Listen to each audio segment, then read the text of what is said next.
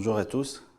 Je remercie les organisateurs pour m'avoir associé à ce congrès exceptionnel par les temps exceptionnels que nous vivons.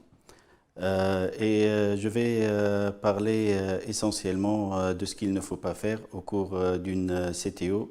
On apprend tous de nos fautes. Et là, je pense qu'on est dans le vif du sujet puisqu'on est par ces temps en train tous d'apprendre de nos fautes.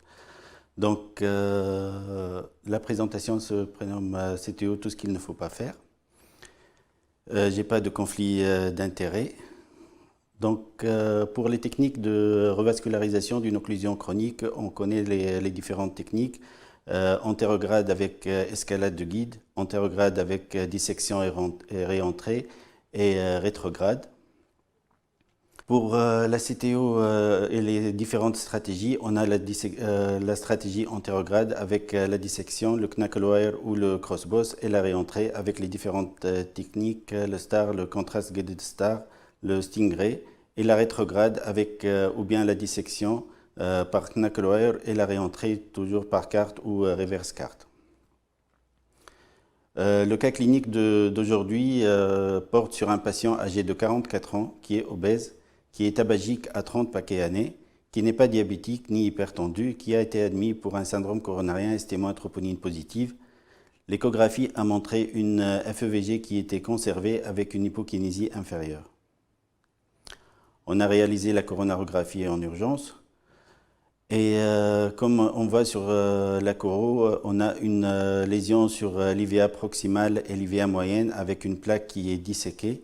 La circonflexe est une artère de bon calibre qui est indemne de lésions significatives. On voit bien la lésion, la plaque disséquée sur l'IVA moyenne qui est responsable du syndrome coronarien. Et on voit la reprise de la coronaire droite par le réseau gauche. On continue la coronarographie. On voit la plaque qui est disséquée sur l'IVA moyenne.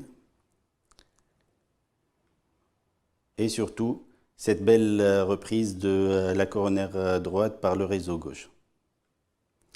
L'injection de la coronaire droite par l'AJR trouve une occlusion chronique sur la coronaire droite moyenne, qui est une artère de bon calibre quand même, la coronaire droite, et qui donne son IVP et son RVG. Donc je décide de faire ad hoc l'angioplastie de l'IVA, qui avec implantation de deux stents, l'un sur l'IVA moyenne et le deuxième sur l'IVA proximale.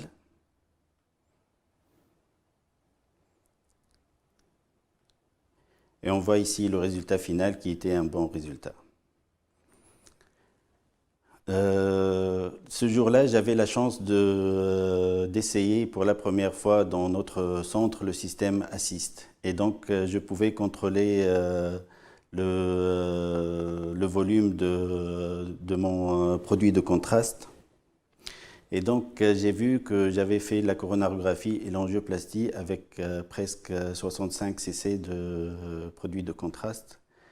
Et là, le petit diable est apparu et il a commencé un peu à me titiller, à me dire, et si je faisais la droite? Bon, l'occlusion semblait courte, il n'y avait pas de calcification, le cap proximal était là et elle n'a jamais été tentée. Et donc, en faisant le calcul du GCTO score, je trouvais que c'était un GCTO score qui était égal à 1. Et donc, j'ai répondu à mon petit diable et je me suis lancé dans la revascularisation de cette occlusion chronique sur la droite. Le problème, c'est que quand on se lance comme ça, on oublie de prendre les précautions. Et c'est ça la première faute que j'avais faite. On sait très bien qu'une CTO, c'est un acte qui est délicat et qui doit être programmé avec une stratégie qui est bien codifiée et du matériel qui est bien présent.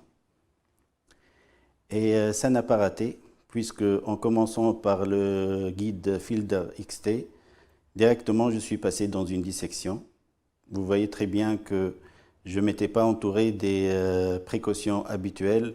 J'avais pas pris de microcathéter parce que je croyais que j'avais un bon support et que je pourrais rapidement m'en sortir avec cette CTO. Et donc on voit très bien ici la dissection que j'ai provoquée avec mon guide. J'ai continué et le guide passait toujours dans cette dissection, dans cette collatérale du bord droit. Et j'arrivais pas à revenir dans le vrai chenal. Et malheureusement, lorsque je me suis rendu compte de ce que j'avais causé comme tort, j'arrivais plus à orienter mon guide comme il se doit.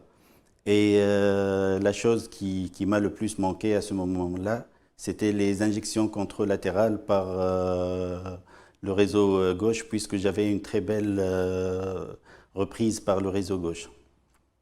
Et donc c'était ça la deuxième faute, c'était de ne pas faire une injection contralatérale pour voir si au cours de l'intervention j'avais une dissection, de ne pas continuer à injecter par voie antérograde et aggraver encore plus la dissection.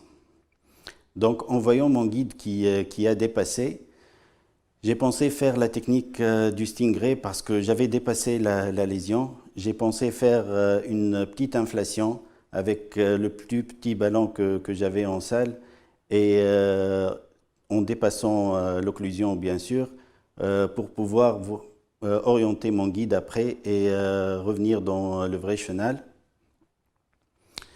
Et j'ai eu de la chance puisque j'ai eu une artère qui s'est complètement reperméabilisée. On voit bien la dissection sur la collatérale du bord droit. À ce moment-là, j'ai décidé de prendre un deuxième guide, le guide Gaia. Et on voit bien ici les différentes manœuvres que j'ai réalisées. Toujours en injectant par voie homolatérale, chose qu'il ne faut jamais faire au cours d'une dissection, mais là j'étais obligé. Et on voit bien qu'on peut très bien orienter ce guide et revenir dans le vrai chenal, comme on le voit ici. Après ça, c'était le travail de tous les jours. J'ai inflaté avec un ballon de 2,5 et implantation de 2 stents, l'un sur la CD3, l'autre sur la CD2. Et heureusement, j'avais ce résultat et j'avais pas de complications après. Les messages que j'ai appris de ce cas, c'est que la CTO, c'est une procédure complexe qui se prépare à l'avance. Le matériel à utiliser doit être disponible, microcathéter, petit ballon et guide dédié. Un double abord est obligatoire, surtout en cas de dissection antérograde, et savoir s'arrêter et ne pas être responsable de complications iatrogènes. Et je vous remercie.